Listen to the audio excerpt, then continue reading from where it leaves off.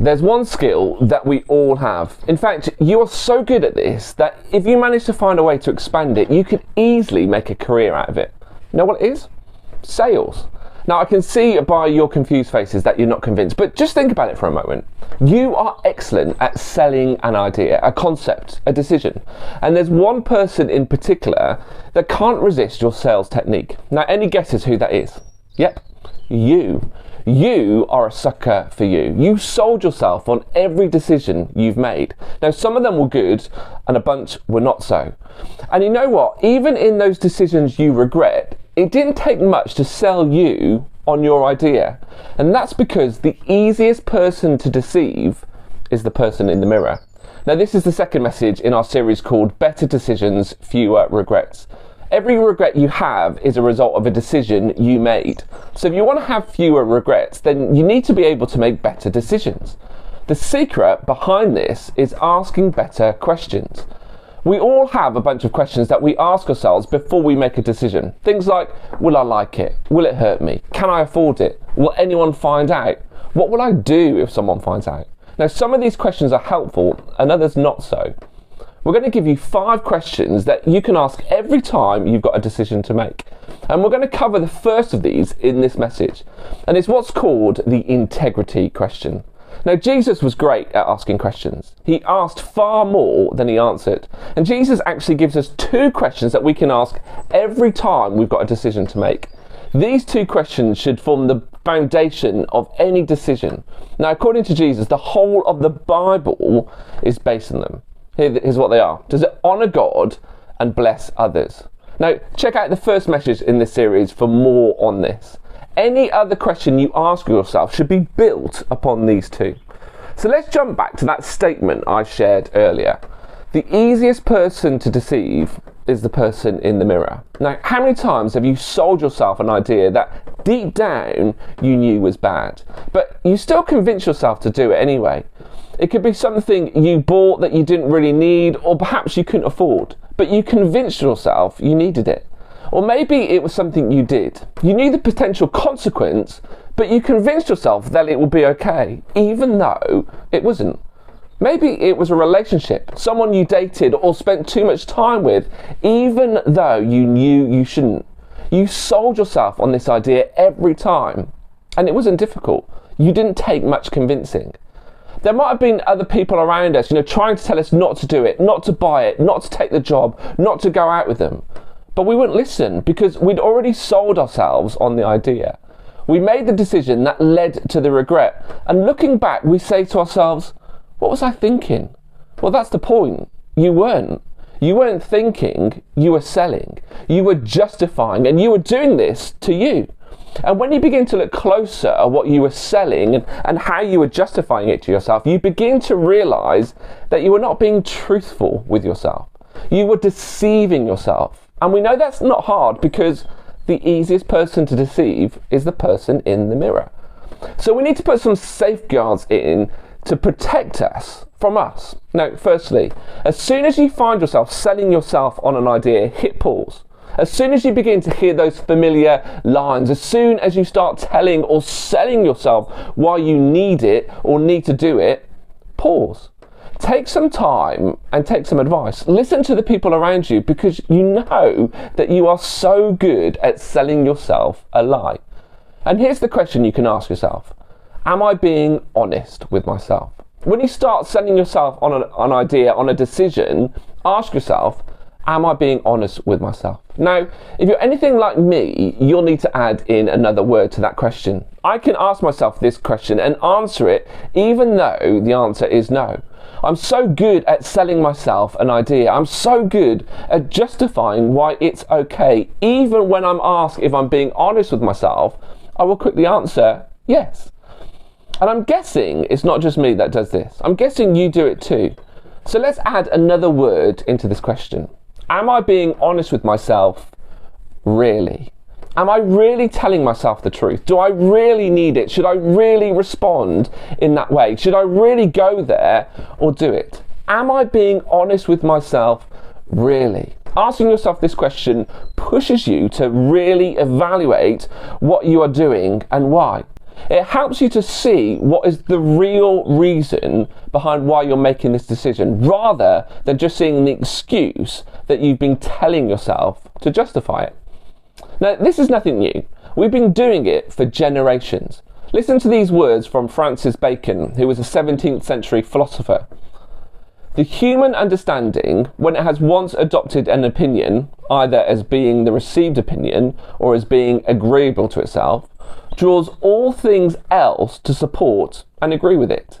And though there be a greater number and weight of instances to be found on the other side, yet these it either neglects or despises, or else by some distinctions sets aside and rejects.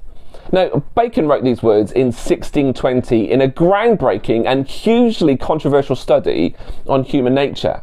He's basically saying that when we arrive at an idea, we start to find things that support it and we discard things that disagree with it. Today, we call this confirmation bias. It's another thing we're all very good at. When you make a decision, you automatically see and draw from the things that support that decision, things that agree with you. And at the same time, you automatically discard and remove yourself from the things that push back against that decision. Now, how many relationships have been broken because somebody didn't like the advice or the opinion that the other person was giving? They didn't like being disagreed with. We convince ourselves with flawed logic and poor reasoning. We don't listen to the people around us, and it often leads to bad decisions and deep regret. We're conditioned to think and act like this. It's our default position, and it's something we've been doing throughout history. You've experienced it. Bacon witnessed it hundreds of years ago, and it was going on long before him.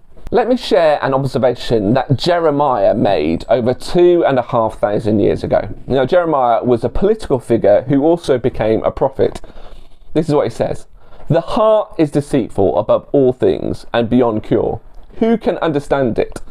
Now, God gave Jeremiah a message of judgment and hope to the nation of Israel and to all the nations. He speaks out against the corruption and idolatry of the people, warning them about the consequence of their sin. They'd not followed God. They hadn't been the people that God had called them to be.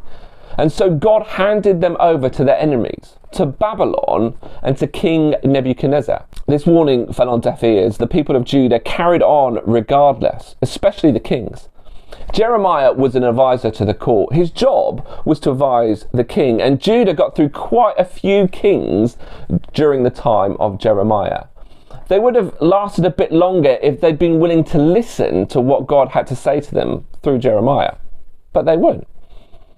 Jehoiakim was the first of Jeremiah's kings. Now, during his reign, Nebuchadnezzar invaded Judah. He turned them into a vassal state, so Israel had to pay Babylon for their protection. Jehoiakim later changed his mind. He stopped paying the king. So King Neb comes back and he invades again. This time, he plunders the temple and he took Jehoiakim back to his trophy room in Babylon. Neb's trophy room was actually made up of kings of the nations that he had invaded and captured. They were bound in shackles to one another and they had their eyes torn out. Needless to say, you didn't want to be part of Neb's collection. Before taking Jehoiakim away, he put his son Jehoiachin in charge of Judah. Now, 3 months later, Neb comes back and he lays siege to Jerusalem. He adds Jehoiakim to his collection and he makes his uncle Zedekiah king. Now, why would anyone want to be king during this period? Zed lasts a bit longer, 11 years in fact, but he wasn't a great king. Zed rebelled against Babylon, and so King Neb comes back. He holds the city of Jerusalem under siege for about 2 years.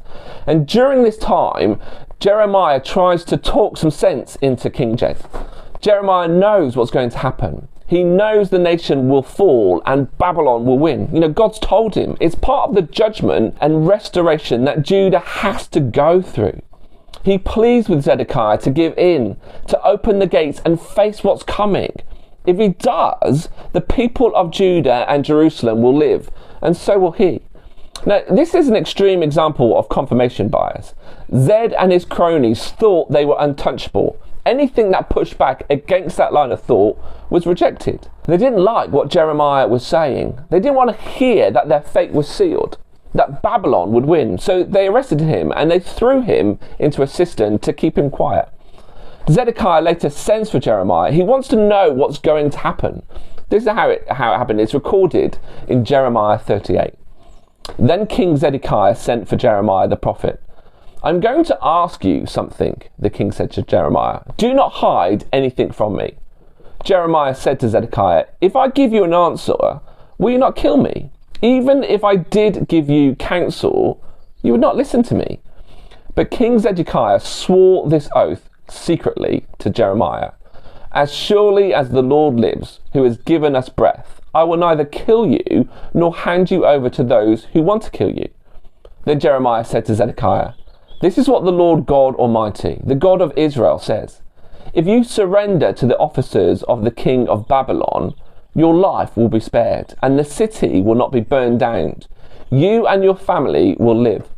But if you will not surrender to the officers of the king of Babylon, this city will be given into the hands of the Babylonians, and they will burn it down. You yourself will not escape from them. But Zedekiah doesn't listen. He's convinced himself that he is right, that he knows best. He continues to hold out, but disease and famine ravages the city. Eventually, he sees that there's no hope. But instead of listening to Jeremiah and surrendering, he runs away. Now that turns out to be a decision that he will later regret. Zedekiah is captured and his soldiers flee. They abandon him. He's taken to Babylon with his family, where he witnesses his sons being executed in front of him. And it turns out to be the last thing he sees as they gouge out his eyes and they add him to the trophy cabinet. Now, who said the Bible was boring? Zedekiah was just like his nephew, his brother, and lots of the other kings of Israel and Judah. The writer of Chronicles makes this familiar statement about him. He did evil in the eyes of the Lord his God, and did not humble himself before Jeremiah the prophet, who spoke the word of the Lord. This was the world in which Jeremiah lived. These were the people with whom he worked. Now, looking back, we wonder how they acted in this way. How could they have been so naive, so foolish? They seemed so clueless. Who deceived them so that they would act like this? They had seen the mistakes that the kings before them had made. They'd heard the words that Jeremiah and others had spoken. Yet they wouldn't listen. They wouldn't learn. Why? Well, it says Jeremiah observed, the heart is deceitful above all things and beyond cure. Who can understand it? Now let me ask you a really challenging question. Are you really that different from Zed? Now of course you are. You haven't done the things that he's done. But some of the reasons behind the mistakes you make, the bad decisions you make, and the regrets you have are a result of the same thing.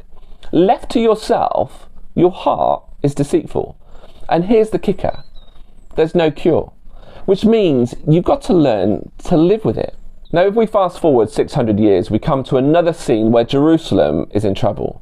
With tears in his eyes, Jesus looks out over this once great city and he proclaims, Jerusalem, Jerusalem, you who kill the prophets and stone those sent to you. How often I have longed to gather your children together as a hen gathers her chicks under her wings. But you were not willing. Look, your house is left to you desolate. He's seen it all.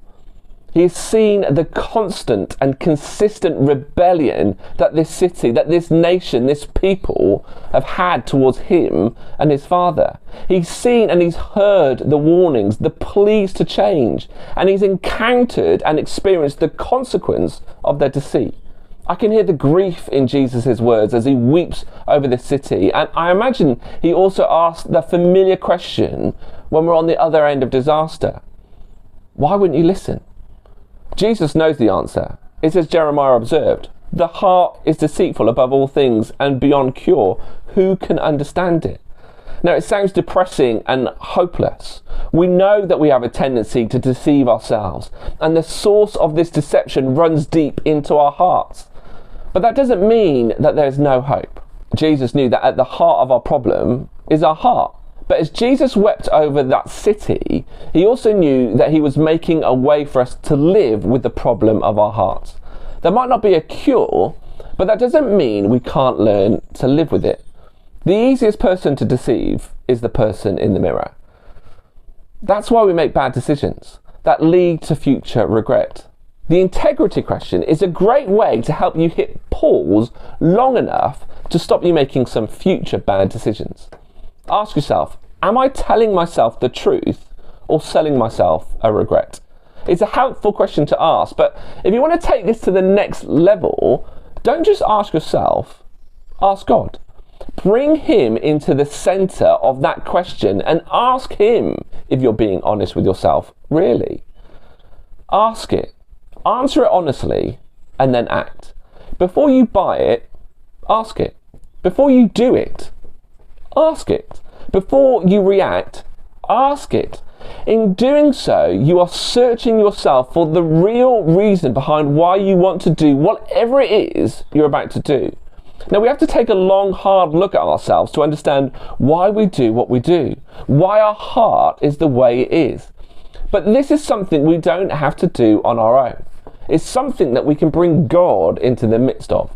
Drawing from the words of a prayer that another king wrote in Psalm 139, another king who had a heart problem and convinced himself to do things that he would later regret, King David cries out to God, "Search me, God, and know my heart. Test me and know my anxious thoughts. See if there is any offensive way in me, and lead me in the way everlasting."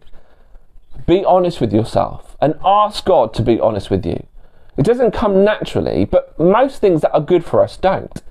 Just think of the future regret you can avoid if you ask yourself and ask God this question, if you answer it honestly and then act.